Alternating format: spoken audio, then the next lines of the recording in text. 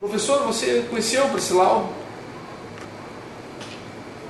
Conheci muito superficialmente quando, em 1959, eu fui trabalhar como estagiário no IBGE, na divisão de Geografia, que tinha uma seção de desenho, onde ficavam alguns desenhistas, entre eles o Priscilau, que fazia os mapas, os esquemas gráficos dos trabalhos dos geógrafos, tanto para a Revista Brasileira de Geografia, como para algumas coleções de livros que o IBGE naquele tempo fazia.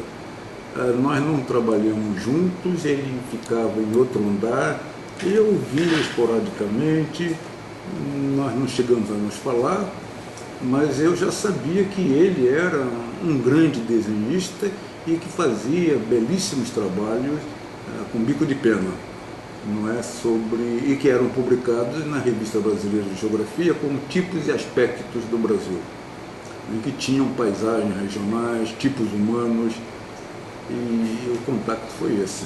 Olha, o ambiente do trabalho dele era um ambiente de desenhistas de nível médio, né, funcionários públicos, eram muito poucos que faziam os mapas, né, que os geógrafos preparavam, faziam esboços, e eles faziam isso com todas as regras da cartografia, né, para que fossem publicados. Se procurar na Revista Brasileira de Geografia, nos anos 50, final dos anos 40, 50, até meados dos anos 60, possivelmente encontrarão mapas em que embaixo tem elaborado por Priscilau, não é? Elaboração final, né? Arte final. Mas que não aparecem na relação da obra dele, porque aquilo é o trabalho profissional que ele tinha que fazer, né, como desenhista do IBGE. Como é que o Priscilau era? Fisionomia? Fisionomia, como é que ele era? Olha, Priscilau era um homem baixo, bem baixo. Ele tinha um problema de saúde que afetara a coluna, né? Ele tinha uma espécie de uma protuberância nas costas, né, que obrigava a andar meio torto. Era uma pessoa muito humilde, simpática, mas não tinha nada de excepcional. Chamava a atenção dele fisicamente o problema na coluna. Você acha que ele ia nas saídas de campo para desenhar? Como é que era feito isso? Não, os desenhos se faziam em razão de que nos anos 40, 50, até final dos anos 60, uma parte da produção geográfica do IBGE estava apoiada em trabalho de campo, no qual iam um geógrafo mais experiente, dois geógrafos menos experientes, um estagiário, um motorista e um fotógrafo. Fotógrafo que trabalhava numa seção de fotografias do IBGE. E que, por ordem ou sugestão desse geógrafo mais experiente, ele ia fotografando uma série de paisagens, uma série de indivíduos, uma série de situações geográficas encontradas. Esses fotógrafos tinham autonomia também de fotografar o que eles queriam, não é? E alguns ficaram bastante famosos, como Thomas Son e o Tibor Jablonski, não é? Que foram fotógrafos do IBGE durante muito tempo. Bom, essas fotografias eram reveladas e depois ou elas entravam na Revista Brasileira de Geografia ou na coleção de livros como Paisagens do Brasil, ou como na coleção de Geografia Regional que o IBGE publicou, ou na Enciclopédia Brasileira de Municípios, versão geográfica. Elas entravam e tinham um comentário que era feita por um geógrafo ou auxiliar ou estagiário, que fazia um comentário descritivo, falando do que era aquela foto. Comentário de que 6, 8, 10, 15 linhas no máximo, que era a legenda da foto. Muito bem. Eu tenho muito clareza de que algumas dessas fotos foram depois objeto de transformação através da técnica de bico de pena, né? Pelo Percival, pensando em dar continuidade, ou iniciar e depois dar continuidade a essa série Tipos e Aspectos do Brasil. Né? E aí o comentário era feito por um geógrafo mais experiente, que indicava ao Percival que fotos seriam importantes que fossem transformadas em desenhos para ilustrar o tema de tipos e aspectos. Então ele nunca fez trabalho de campo, na verdade, como uma pessoa de nível, as únicas pessoas de nível médio que faziam trabalho de campo eram os fotógrafos e o motorista, naturalmente. Os outros todos eram estagiários ou geógrafos.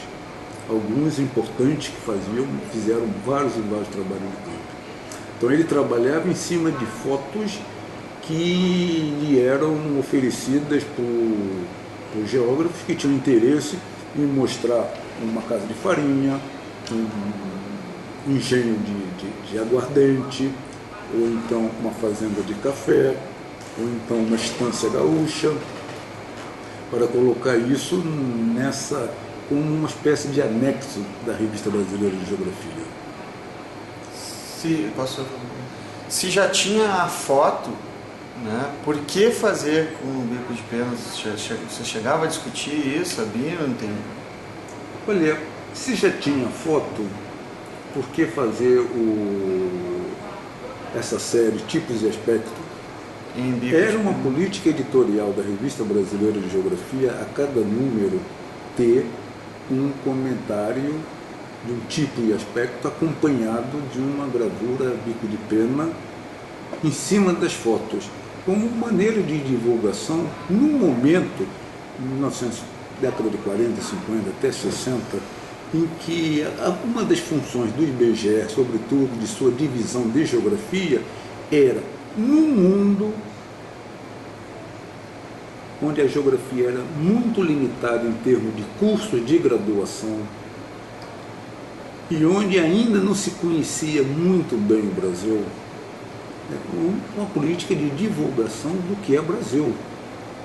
Não é? E aí, um bico de pena com a qualidade do que o Percival fazia, seria uma coisa que valorizaria e viabilizaria a divulgação, mostrando o Brasil em termos de paisagens típicas, em termos de tipos humanos.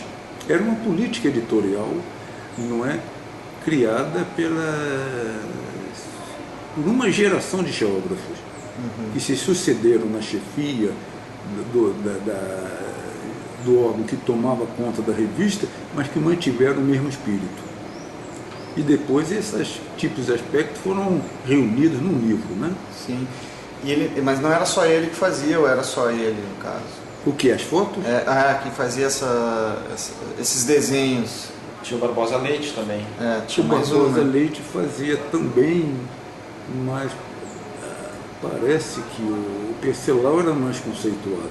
É a impressão que eu tenho, não é? Porque você teve que me lembrar agora que o Barbosa Leite também fazia isso, porque a ideia que se tem tipos e aspectos é Percival.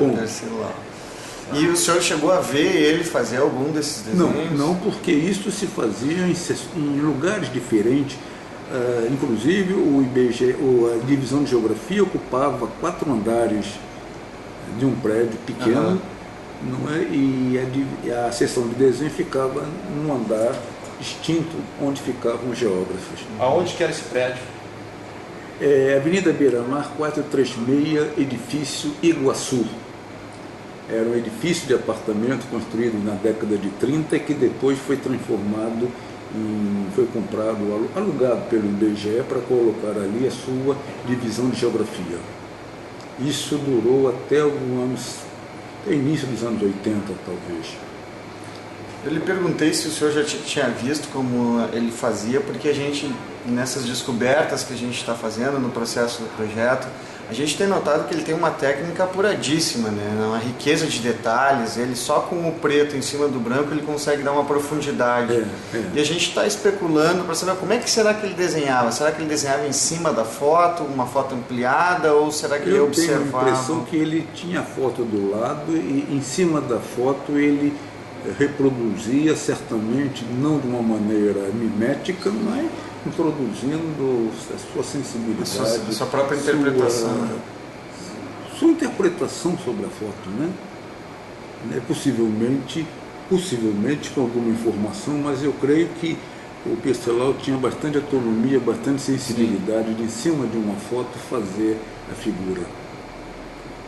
A gente tem informações que o IBGE realizava cursos de formação para professores. Como? O IBGE realizava cursos de formação para professores. Informado. Você imagina que entre 1940, 50 e 60, o número de cursos de geografia no Brasil era muito pequeno. Para você ter uma ideia, eu entrei na faculdade em 1958, me formei em 61. Minha turma de formatura tinha 7 alunos, a turma anterior tinha 8 ou 9 e a turma posterior 3 ou 4. Além disso, não havia outros cursos de geografia no Rio de Janeiro. Havia o da PUC, sem dúvida, também muito pequeno. O curso de Florianópolis nasce na década de 50, apenas em Florianópolis. Em Porto Alegre, no Rio Grande do Sul, havia um curso da universidade, do que é hoje a Universidade Federal do Rio Grande do Sul, mas a maioria desses cursos eram cursos de Geografia e História, juntos. Havia, em quase todo o Brasil, um número limitadíssimo de cursos.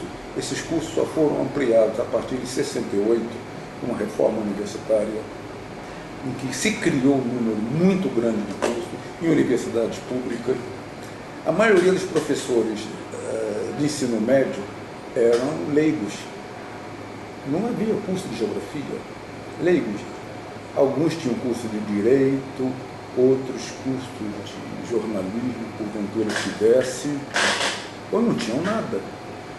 Tinham interesse em geografia e conseguiam da Secretaria Estadual de Educação o direito de lecionar. E o IBGE fazia esse curso que era, na verdade, uma mistura de reciclagem com formação e reciclagem dos professores. Eram os cursos de férias que o IBGE dá, ou se deslocando para uma capital, ou trazendo os alunos para o Rio de Janeiro. A partir do início dos anos 70, depois da reforma universitária ter sido implantada em 68, e que houve uma efetiva difusão de cursos de geografia, esse curso de férias para professores desapareceu. O IBGE não se tornou visto como não mais necessário para a formação, aperfeiçoamento do corpo docente da escola secundária. O senhor tem alguma informação no material didático que era apresentado nesses cursos? Existia algum material do Percival? Não sei. Sabe? Não sei porque esse curso de formação ou de aperfeiçoamento, tratava de coisas que, no meu entender, eram tão básicas das lacunas que esses professores tinham, que eu acho que as representações como a que os Percival faziam ficavam no plano secundário. Não é? Quando se tinha que, num prazo curto, fortemente concentrado e condensado, tinha que se discutir relevo, clima, vegetação, povoamento, o urbano, o agrário, não é? Sobrava pouco espaço para isso, que de um modo geral não era muito também valorizado pelos geógrafos. Qual a importância do Percival para a geografia cultural? Olha, a geografia cultural no Brasil, ela é efetivamente recente. Eu diria que se fala em geografia regional cultural quando as pessoas têm consciência de que estão fazendo geografia cultural. Se a cultura fazia parte dos estudos regionais no Brasil, nada demais. Não qualifica um profissional se você não se assume como tal. Então, a geografia cultural no Brasil é recente e ela entra a partir de uma defasagem tão grande no qual a análise das paisagens foi secundária. A geografia cultural que havia nos Estados Unidos, sobretudo com Sauer, 1925 a 1975, essa geografia valorizava a paisagem. A paisagem era um dos temas. Mas isso não chegou ao Brasil. Isso não chegou ao Brasil. Os geógrafos não se interessaram devidamente pela paisagem. E quando a geografia cultural recente, esse interesse continua sendo secundário. Continua sendo secundário porque a ênfase se faz, sobretudo, em outras formas de representações da realidade. Não é? Quem trabalhou os temas que o Percival representou foram os antropólogos e sociólogos. A exemplo do Manuel Diegues Júnior, que tem um livro dos anos 50, Regiões Culturais do Brasil, e aquele francês Roger Bastide, que tem também um belíssimo livro no qual questões relativas a regiões culturais e tipos humanos, que eram os temas que o Percival, de certa maneira, trabalhava, regiões culturais através de paisagens, tipo e tipos humanos associados a essas regiões. Isso ficou à margem por parte dos geógrafos brasileiros. Os geógrafos brasileiros estavam interessados no momento em que a geografia brasileira a geografia do Brasil era desconhecida, em desvendar, em percorrer o interior do Brasil e descobrir quais eram as cidades, quais eram os produtos, como se deu o povoamento, quais eram as relações com o relevo, com a hidrografia. Quer dizer, Percival seria um estágio mais avançado do processo da produção da geografia. Não é? E isso foi deixado de lado. Não é? O tema da paisagem mesmo também passou à margem na geografia brasileira. Estudos regionais focalizavam a paisagem, mas sem dar ênfase a ela. E a nova geografia cultural, que é basicamente a que no Brasil se faz, ela está preocupada com outras representações. Representações literárias, representações fílmicas, não é? A paisagem mesmo tem ficado de lado. A professora Ana Maria Dal é uma das poucas que trabalha com o assunto. Para o senhor, qual a importância do Percival para o Brasil? Para o Brasil? Do trabalho dele, no caso. É o trabalho dele. Qual é a importância para o Brasil? O potencial, né? Você quer dizer. Porque a importância é próxima de zero. Importância real. Quem conhece Percival? Meia dúzia de pessoas ligadas à área de antropologia, geografia, artes. O potencial da importância do Percival é de que ele, num momento crucial da história e da geografia brasileira, ele estabeleceu uma grafia descrevendo os tipos e paisagens do Brasil, possibilitando, quando for utilizada, o resgate de uma memória ou de algo que está desaparecendo, que já desapareceu. O que o Percival mostrou, os tipos humanos, eles estão desaparecendo, se não já desapareceram. As paisagens que ele mostra estão desaparecendo graças à expansão do capitalismo no campo, do complexo agroindustrial, né, que destrói todo esse mundo agrário que o Percival descrevera pictoricamente por aqueles campos absolutamente homogêneos, uniformes, só com cana, ou só com soja, destruindo o hábitat rural, destruindo os tipos humanos, estabelecendo um tipo, que é o boia fria. Então, o que o Pessalao fez e que pode ser útil para a memória brasileira, num país que não cultiva a memória, é que ele fixou, no momento antes da transformação, as paisagens que 10, 15 ou 20 anos depois seriam arrasadas pela expansão do complexo agroindustrial, quer dizer, da indústria, da agricultura capitalista ligada às grandes corporações, com agricultura monocultora, tipo soja, tipo cana, tipo laranja.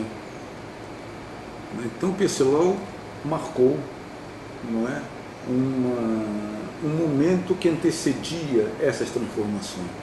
Daí a importância de sua obra. O potencial dela ser explorada para dizer, olha o que o complexo agroindustrial, que é o tipo de organização agrária do mundo capitalista hoje, fez com as nossas paisagens, com os nossos tipos humanos. Acabou com eles. Acabou. Isso aí, tocou no ponto. Muito bom, professor. É isso, professor.